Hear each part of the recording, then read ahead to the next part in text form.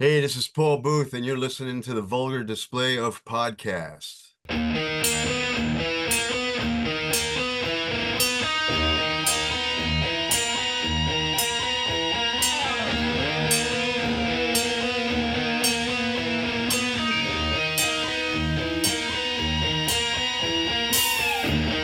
I've waited for you to come.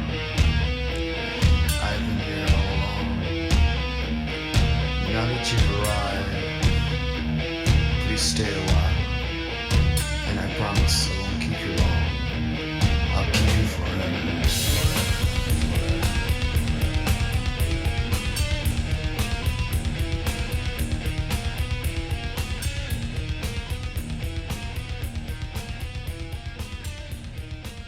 Hi, and welcome to the Vulgar Display of Podcast live from the Barn Studio. You got the Mox, Anthony, and Dale here, and we're joined online. Let me make sure I'm recording. We are recording. Hey, Mr. Paul Booth. Paul, how are you, man? What's up, man? How's it going? It's going really well. World-renowned tattoo artist, visual artist, video, music. You do a little bit of everything, don't you? Yeah, I guess I like to explore shit, you know? What do you say? I mean, obviously, tattoo is your world and what you live in, but what would you say you're most known for? I would say the tattooing and who I've tattooed and what I tattoo is what I'm most known for. And then I'd say painting after that. And who knows from there. I would love to say music, but my music generally sucks. So I don't know.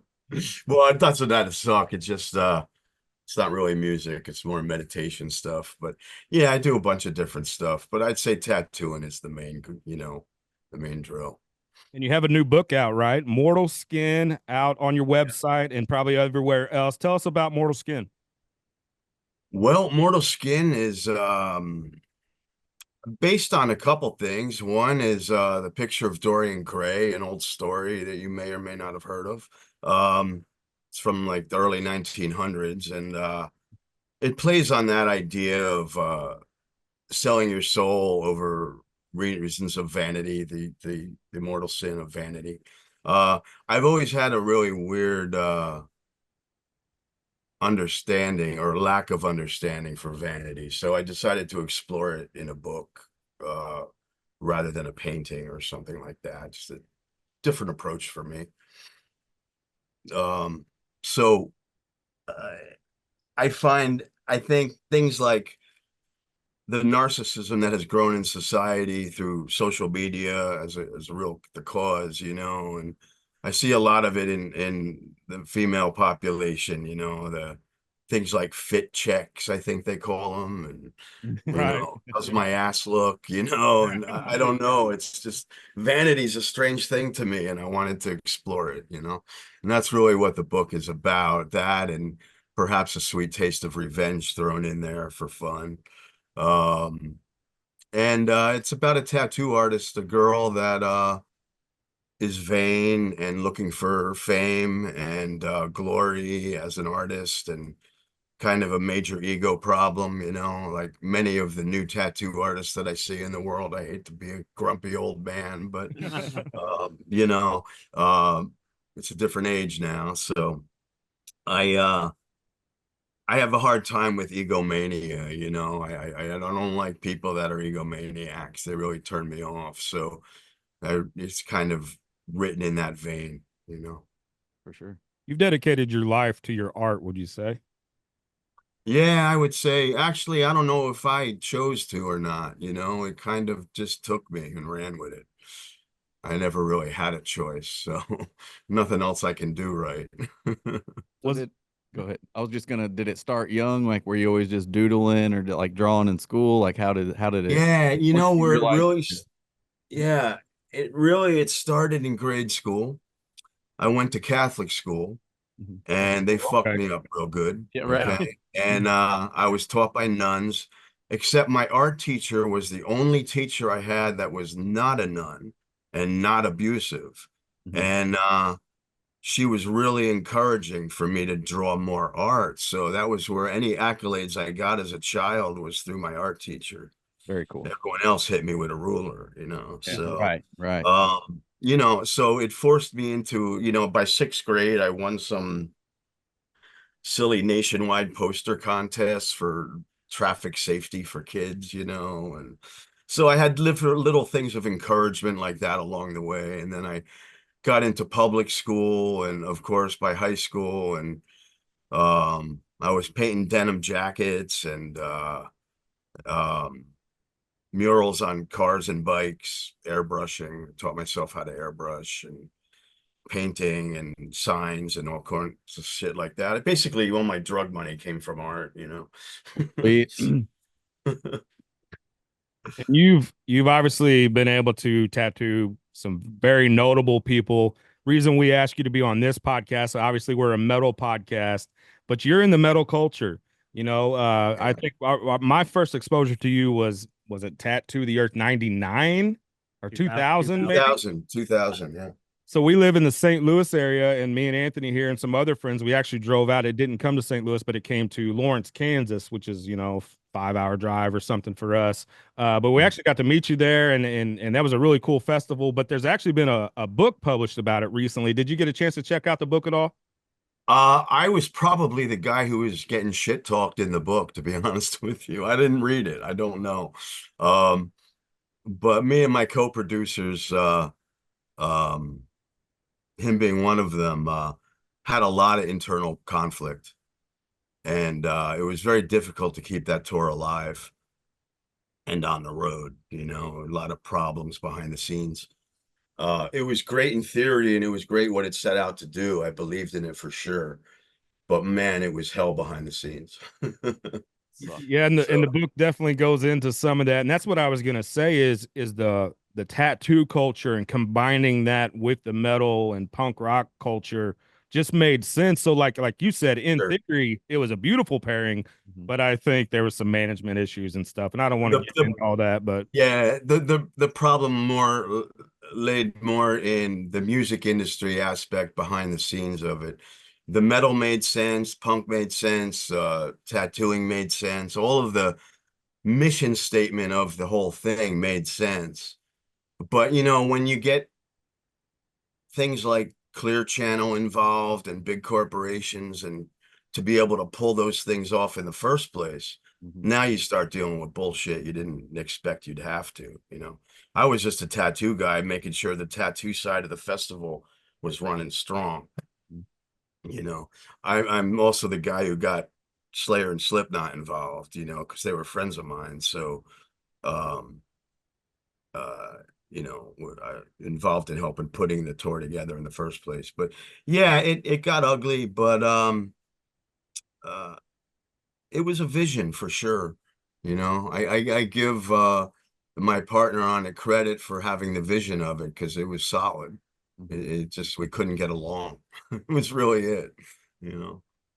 Yeah, the book definitely went into a lot of the negative stuff, but Right, I figured it would. what kind of like positive experiences did you have? Is there something that stuck out to you like, man, that was really cool. We did this on this tour run.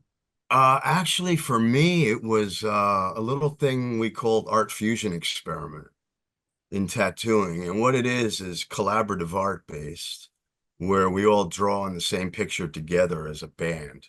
Oh, nice. Very much like a band or a jazz improv band, you know, where except it's visual, it's not sound. And what happened was, on that original tour, we got a lot of heat from local government, because it was the first time tattooing was brought out in such a light, and it was liability issues for all of the venues. They didn't want to touch it with a 10-foot pole. So out of 18 shows, I think 8 of them we were actually able to tattoo at. Okay. The other ones, we set up, we were in Chicago, I believe it was. I don't remember the venue, but it's a famous one. But at any rate, Slayer went on.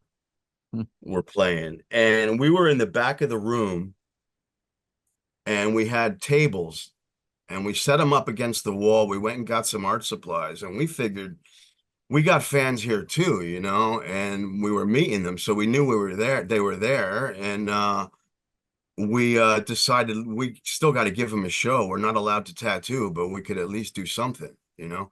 So we threw these tables up along the back wall, put some paper on it and did these charcoal drawings. And for our own fun, we did a rotation. Every 3 minutes, we would move to the next one. So there were 4 artists and 4 canvases, and we just rotated till it was done. And the thing that got me about it, the reason I bring it up is because we noticed that a lot of people, rather than watching Slayer, the whole back of the room was watching us, Yeah. you know? And I'm just like, what the hell's going on here? Slayer's playing and people are right. into what we're drawing, you know?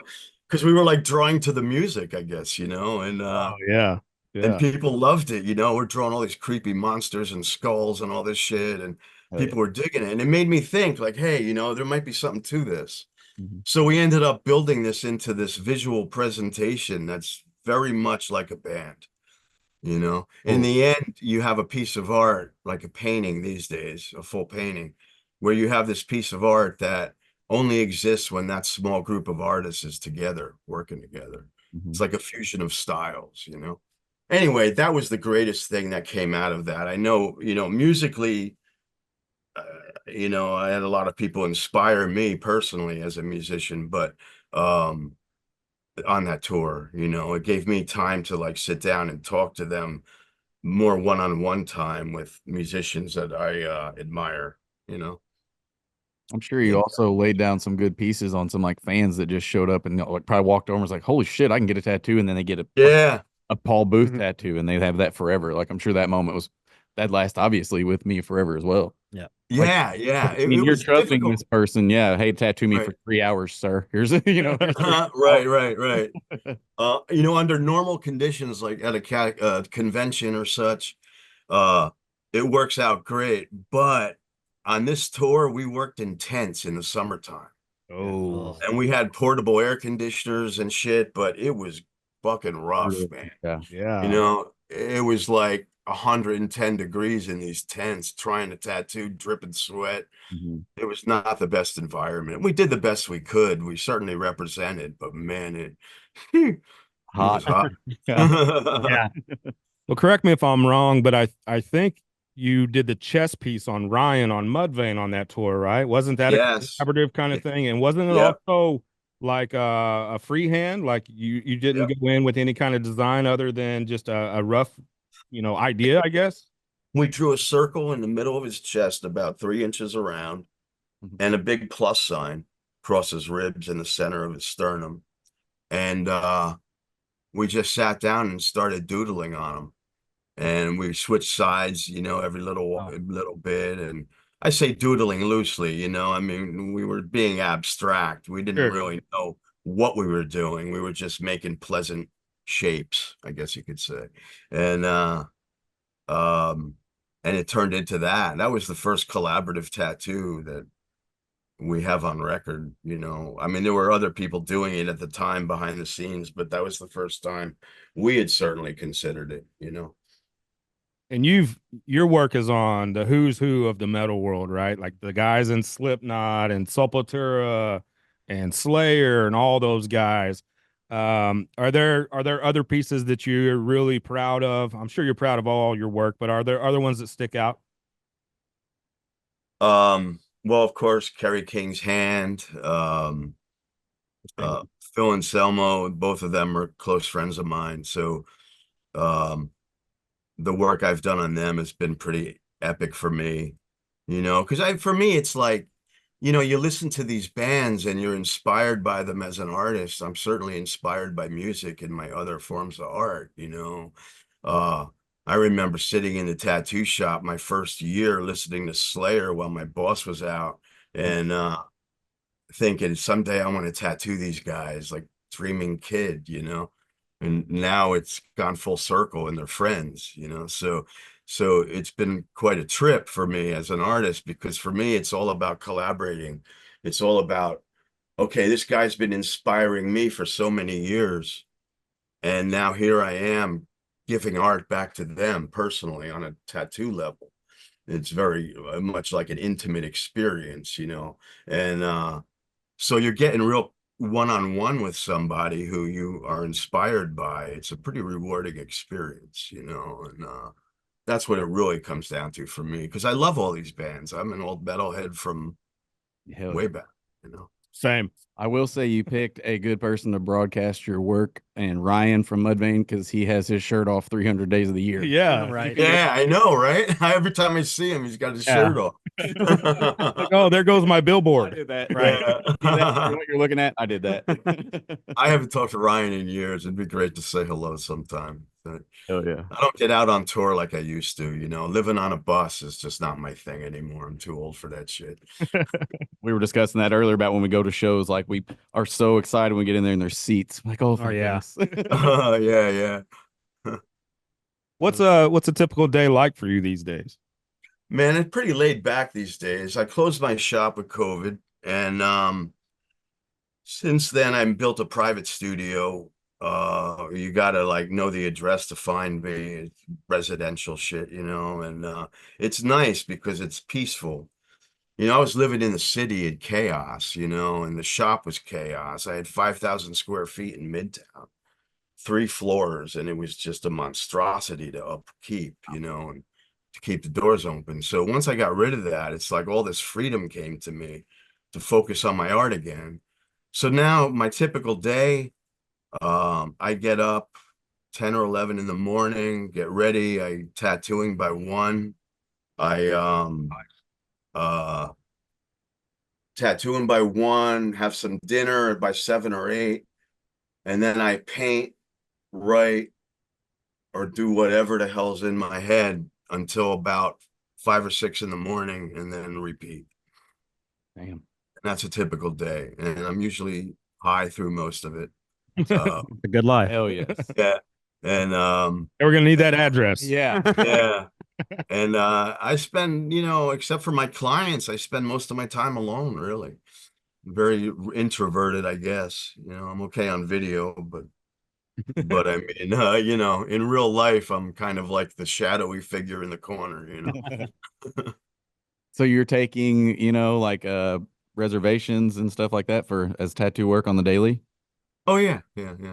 I'm not booked 4 years like I used to be since COVID came. It kind of slowed things down a bit, but I'm booked out a few months, 3, 4 months ahead, you know. But I say no more than I used to too, because if it's something that I don't want to do, I just say no. Yep. I don't need to tattoo anything that I don't want to do, you know. Not to sound like a snob, but Right.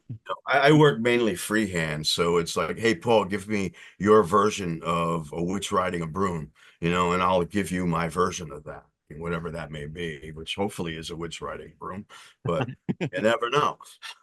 Might have to book something with you here. So it's like soon before the year's out. That'd be sick. Yeah, be sick. And your website even said, kind of mentioned how fast you work, right? You can do a full back in what, like 6 hours or so? Yeah, about 8 hours average. Yeah. Cruising. So my rates are a little high, but they don't understand that because I'm so fast is why they're higher. You know, like I'll do your whole back in 8 hours, but I'm only charging you for 8 hours of tattooing, not a typical 30-hour back piece. Right. Right. You know, someone could get half my rate, but take 3 times longer to do it. Mm-hmm. So, you know, that's kind of why I mentioned my speed, because people need to understand that. Otherwise, they just get scared away, you know. Like, oh my God, X amount of money. Look, you got to be, you know, superstar to get tattooed by them. Yeah. I like the diversity of my clients, you know. I don't just tattoo rock stars. I got a guy who builds submarines. I got a husband and wife who build those missiles that shoot down nukes. I've got clients. I got a guy who's a director of an insane asylum. I got all kinds of crazy clients, you know, and it's fun. I like meeting these people and picking their brains and shit, you know. Like It's that a lot was of my thought. I thought it was just like a rock star client list. Like that's all you yeah, that's typically what people think, because Right. you know, all the hype in the media and everything and whatever, you know. Is all your About that. sorry. Is all your work black and gray? Pretty much, yeah. I'm getting ready to do some color work, actually. I've been getting inspired lately to do some color, so I've got a few pieces picked out. I'm just waiting for the right client come along and say, yeah, do some color, you know. I don't want to really announce it because I want to be able to pick and choose what I do, because I'm rusty with color, you know. I need to warm up. So I haven't done it in years, but I do like it. But yeah, black and gray is what I'm specifically known for. That's my jam too. Black and gray all the way for sure. Yeah, it lasts longer. I like it better. You know, But and with your client uh, base, do you typically get people coming with to you with their ideas of what they want on you, or do you get more of, hey, I'm your canvas, just do whatever the hell you want? more of, hey, I'm your canvas. I get some people that have a theme they want to go with, but a lot of the time, people will come to me with my own work and show me what they like and they don't like. Like, I like when you do this leaf work. I like when you do this root work or the smoky, transparent stuff, or, so sometimes I'll incorporate that in. As a freehand artist and having a distinct style, a lot of it is very stylistically in the same vein because it's a freehand style. That's exactly what it is. I'm not sitting on my iPad designing tattoos as homework days before the tattoo. I don't have a clue until I sit in the chair. I really don't, and I like it that way. It's the adventure, because you don't know what you're going to do. You're about to put something on someone that they're going to wear for the rest of their life. And you're sitting down with them, talking to them for 20 minutes, picking their brain, getting to know who they are, what they like, what they don't like. And then from all of that information, you extrapolate it into something visual and I draw it on them. And that's what ends up happening, and a lot of times it's, hey, Paul, do whatever you want, do something sick, do something that's going to horrify people, do something that represents strength or trauma. I'll get people that are looking to depict traumas from their past and use the tattoo as a healing method to kind of face your demons and get some closure, that kind of thing. It's a bit more involved, but that's essentially what the philosophy behind it is. So you get a lot of people that, have utilized the tattoo to help them with those things, even PTSD. I feel like it helps more, and it's like a moment with you and them, and then it's not like, hey, give me this skull and crossbones, and here's $100. You know what I mean? Like Right. you're having that connection, like you said. There's a backstory to the tattoo. Yeah, I mean, P.T. Barnum said there's an ass for every seat, and what he meant by that, really, I think, is that, in tattooing, every walk of life is represented. Everyone has a tattoo, and there's people that just want a clock that represents a date. And it means something like an in memory of a memorial piece or something. Or there's people that just want a scary skull to freak people out. There's people that want to let the artist do their thing and collect it as art, like a painting on your wall, but permanent, there is a different kind of person for every kind of tattooing out there. My kind of tattooing ranges from really that cool skull that's going to freak everyone out, all the way to the person that is depicting trauma that they've experienced. And like I said, using the tattoo to face it and come to terms with it, which I like that heavy stuff because I feel more rewarded. Like, I feel like I'm doing something that actually has some sense of purpose, And if I can help someone get over some shit with a simple tattoo, Hell yes. that's pretty cool, And again, yeah, that's with them forever. Yeah, yeah. Is that the ultimate trust? I mean, they're sitting down with their body. Yeah. They're gonna live with forever, and they're saying, "I'm your canvas. Here you go. I respect you so much and your art so much that here I am." Absolutely. And I don't ever let myself forget I'm always like reminding myself to remain grateful of that, because without people giving me that trust, I wouldn't be able to produce the art that I produce. I wouldn't get my personal rewards out of it. I wouldn't be able to explore the medium any further. It would suck, I wouldn't be flown around the world to like show my stupid fat face and do a tattoo for people I can't communicate with, all those things come from that trust, So like I really feel grateful that people are willing to give me their entire bodies to make my art, and they're going to wear it. It's heavy shit, really, when you think about it. I got guys that bodysuits from me, and that's a lot of art and a lot of time together, Yeah. And 20 years later, they're still running around. Well, the ones that ain't dead, but you know. Are you ever worried? You do so much tattooing, it sounds like, and there's so much of your art out there. Are you ever like, how do you stay fresh? Are you ever worried about sort of, putting it on a repeat cycle or repeating a certain theme, or, how do you keep it fresh, I guess, in your mind? I spend more time on the journey than the result, for one. If that makes any sense, I drop that. Oh, shit. Yeah. Cut the Okay. episode. Great answer. Oh, thanks. All right. So there it is. Now what do I say? What do we follow that up with? No, I think it's the journey, because I'm in there trying to make the best tattoo that I can. And every type of skin is different. I have to know skin to know how to handle your skin, and that's only comes from experience.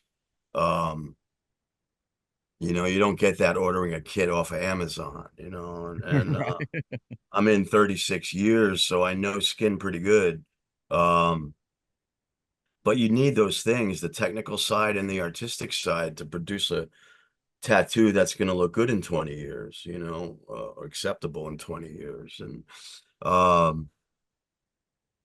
I think because my style is unique and distinct, that there looks to be a lot of repetition for people that don't look past the surface, really, not to defend myself. I mean, there's repetition because I have a very particular way that I draw a demon. The noses are a certain way, the eye shapes, you look at it and say, yeah, that's a Paul Booth demon. It's certain iconography that I get stuck, and so people see that, and for them it's the same demon face over and over again. And perhaps to a degree it is, but technically it's different, and hopefully more improved than before. Hopefully it'll look good in 30 years this time. Only professionals might see the differences so much. We were talking off air. You complimented our set here. Yeah. What happens in the place that you're at right now? Is that your office? Is that where you do a lot of your work? Do you guys have a smoke machine? Because you need a smoke machine. Well, hold on. Yeah. Hold on. Oh yeah, tell me you got one. It's gonna Anthony's not gonna like this, but oh no, gotta warm up, right? I like it. There it is. Look at that, Paul. Look right at on. that. Can't right see on. Can't see him anymore. Like this is my intro to a concert. All right. That sounds great. Man. Yeah, I have one that shoots out under my tattoo chair every once in a while. That was a lot of smoke. Yeah, it was. Give us a minute, Paul. I feel like I'm in Snoop All Dogg. right. That's great, man. You guys got one. Perfect. Perfect job. But yeah, what happens in that room? Is that where you do some of your creating? Yeah, this room is my studio. I tattoo in here, hang out in here, watch horror movies in here. Oh, yeah. I write in here. I do my music in here. I have a sound studio here built into what I'm facing. You can't see. And then I have my other office across from me, which is my painting, and I do my 3D rendering and stuff like that on my other computer. And I light candles and I burn incense, like frankincense, like the old churches do. I'm really about the atmosphere and about the that aspect of it, because I think getting tattooed should be an experience, not an improv moment. I think it's something that you mark on your calendar and be like, yeah, I'm going to get this tattoo on Friday. And you get there and there's a smoke machine and there's all this passive lighting that's really dark and dismal and creepy skulls everywhere. And it's like an experience, and it makes it more memorable. So, and it also helps you stay calm getting tattooed. The thing I found, and you guys are going to hate hearing this, but a lot of people, except certain situations, like real hardcore metalheads, the heavier the music, the harder it is for them to get the tattoo. Like it's aggressive to where they can't calm down and deal with the pain. You know what I mean? So I found a lot of that, and then I got people that want to jam while they get tattooed, and that's also equally cool, but I have a hard time because my creative mode is a very lateral, very thinking outside the box, and I can't do that listening to death metal. I have to listen to like really weird dark shit, like dark ambient, dark atmospheric, like things that make you visualize a place, like a dismal post-apocalyptic wasteland. That dark, slow, drudging, droning music like Lustmord and things like that. Yeah. So you're really setting a vibe then for Yeah. the whole experience, Yes. right? Yeah. I'm all about that.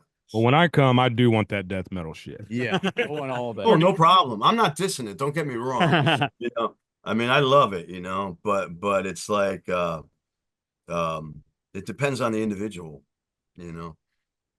because the more like aggressive you get, the harder it is for me to tattoo you. Right. You know what I mean? You're Yeah. tense, you're bouncing to the music or whatever. It's like, Revved dude, up, like, chill. yeah. That's one of the things I always say is like, people that don't listen to the type of music that we listen to, they're like, oh, you must walk around angry and pissed off and 100 miles. Oh, right. It's actually the opposite. It actually kind of Yeah. chills me out. Yeah, Mhm. so chill. Well, people don't understand. You have to get it out of your system. Right. Serial killers come from like Christian repressed families, you know what I mean? Whereas, people that express themselves tend to be much more grounded, I think. So I'm a firm believer in what you're saying, absolutely. You got to get the poisons out, and whether it's through music or painting or whatever it may be, you got to get it out or you'll fucking snap, Yes. Yeah. No, especially in today's society. Jesus, you can't go down the street anymore without something freaking you out, It's the Vulgar Display of Podcast, joined here with legendary tattooist. Sure. How you say it? Tattoo Those artist. tattooist, whatever. And artist Paul Booth. Paul, we know your time's limited. We got a couple more questions for you. Can you tell us about tattooing the Undertaker? What did he get? How was he as a person? Tell us about that if you don't. The Undertaker's great. Hey, he's right up there. We hit it off really well. Okay.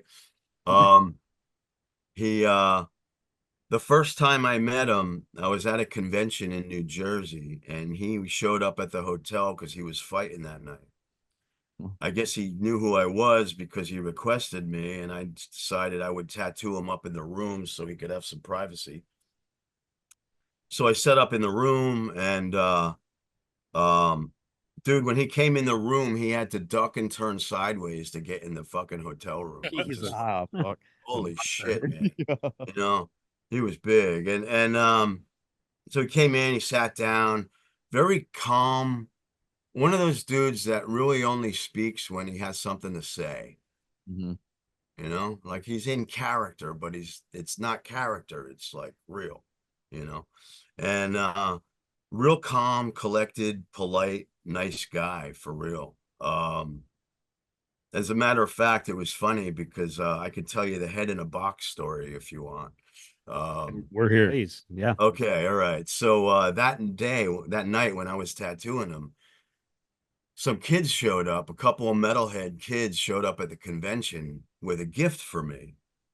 So they sent the kids up to the room, and I met with them, I'm sitting there, I'm tattooing the Undertaker. The kids come up like, oh, dude, we got you something. It's really cool, and apparently they got a head out of a cemetery that had a mudslide or something, and they found a head in the cemetery. They put it in a garbage bag, threw it in a box, put it in their trunk, and drove straight to me to give it to me as a gift. Jeez. Right.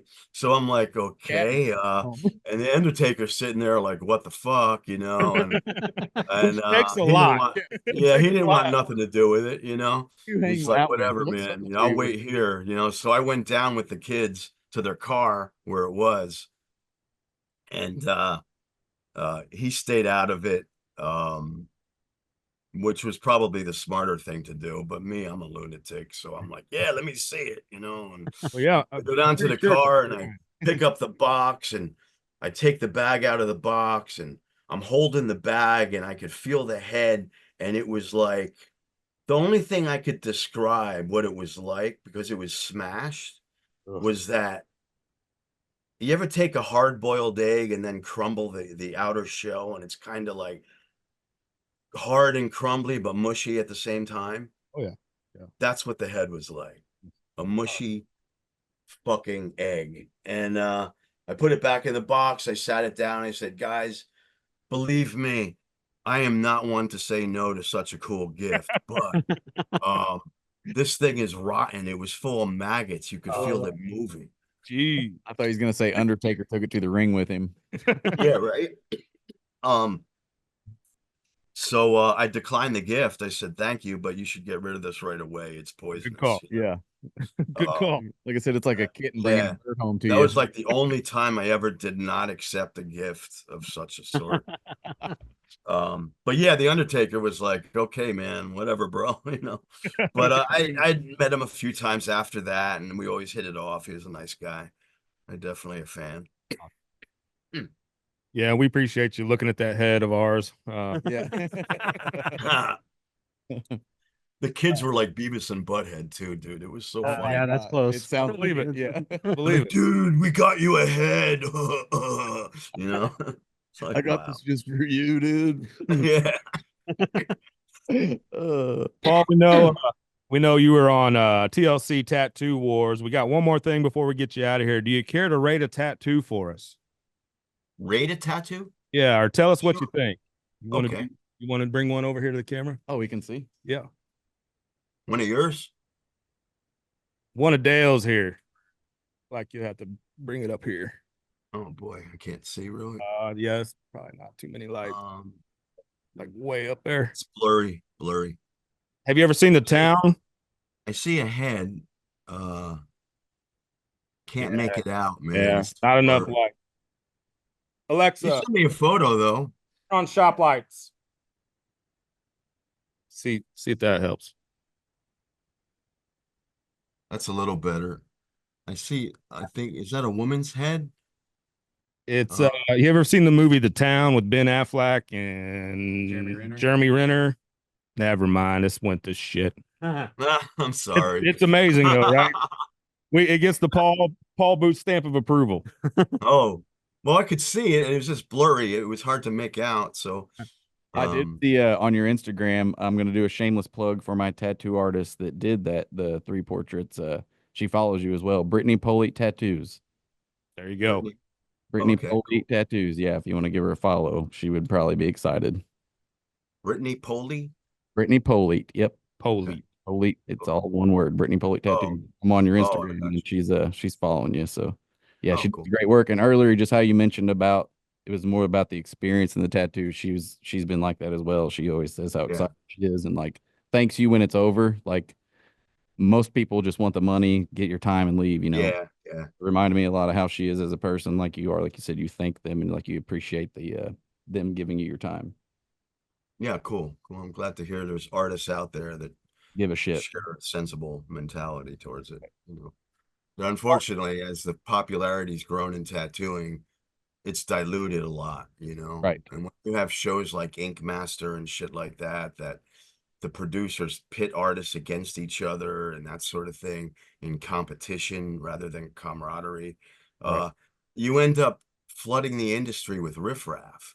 You know, because there's people out there that see these douchebags and say, oh, wow, I'm a douchebag. I could be a tattoo artist too. You know, and off they go. And now we have 30 more tattoo artists in the center of town. All, you know, I see like artists that are in tattooing 3 years and they already have 3 apprentices. Right. You know, it's like, what are you kidding me? Yeah. You don't even know what you're doing yet. You're still Right. you haven't even cut your teeth yet, and you're teaching others. Yeah. How do you I'm have people sorry, under I'm you? rambling like a grumpy old man again. Right now. No, it's kind of it's kind of funny you mentioned that. We were just having this conversation about bands being that way now. Everybody wants to rush to the big stages and they don't want to play the keg party in the basements and Oh, all. right. So it's like we're in such a rush, and maybe that's just society in general. You just have such a short attention span that we feel maybe a sense of entitlement or whatever it That's is. that's what it is. I agree with you. There's a sense of entitlement now that just blows me away. Because like when I had my shop, I would hire interns all the time, the younger generation, and I would watch these generations get less and less of a work ethic in general. Everyone I'd hire just didn't want to work. It was like, what is this, Home Depot? You want to look busy but not actually do anything, Yeah, you right. know? I'm sorry who I'm dissing, but whatever. You Right. know, but I mean, like that's what I compare it to. It's like they just there's no hustle anymore. I'm Gen X, and we used to work for our shit, and we may have fucked everything up, but Yeah. we knew how to work for what we wanted. Right. Your You nailed it. parents didn't buy you your first car unless you were a super rich kid, Like you But said, the entitlement is just out of control. I think they would come in and they would want it's an entry level position, but they'd want to be paid like a director. Mhm. It's like you got to earn that shit, man. You got to work towards it. You don't just get handed things in life. Apparently, I blame it on participation awards. Yeah. You Oh know? my God, that drives me. You know what I mean? Because that's what we've turned them into, Oh. little pussies. Yes. Yes. You got to get last place so you can realize you got to work harder. Like, fuck, that sucked. I hate this feeling in my gut. Next year I'll be better. Not the, I just showed up yesterday and, yeah, that's a whole We nother definitely topic. sound like old men yelling We at the are. sky now. Yeah. shit. But I, Yeah, right. All the kids out there right now are like, "Oh, this guy's an old grumpy fuck." These Wow. boomers. They already tuned it off. Yeah, right. Sorry, I ruined your ratings, guys. Paul, man, this has Yeah. been a lot of fun. We are big fans here. We love your Oh, art. thanks, man. Incredible. Thank you. It's incredible Thank you. what you did, and so glad that you joined us today and agreed to do this. yes. Oh, yeah, it's a lot of fun, man. I appreciate the time. If Thank you're listening to this, they can go to paulboothart.com for all your information. The new book is Mortal Skin. You can get that as well. Paul, where's home? You're on the East Coast, right? I'm in New Jersey right now, just outside of the city, New York. If they want to get in contact with you, is your contact information on your website? Yeah, just hit the contact form and we'll get the email and write you back within a few days. Appreciate your time, man. All right, man. Thanks, guys. Thank you, See buddy. you later.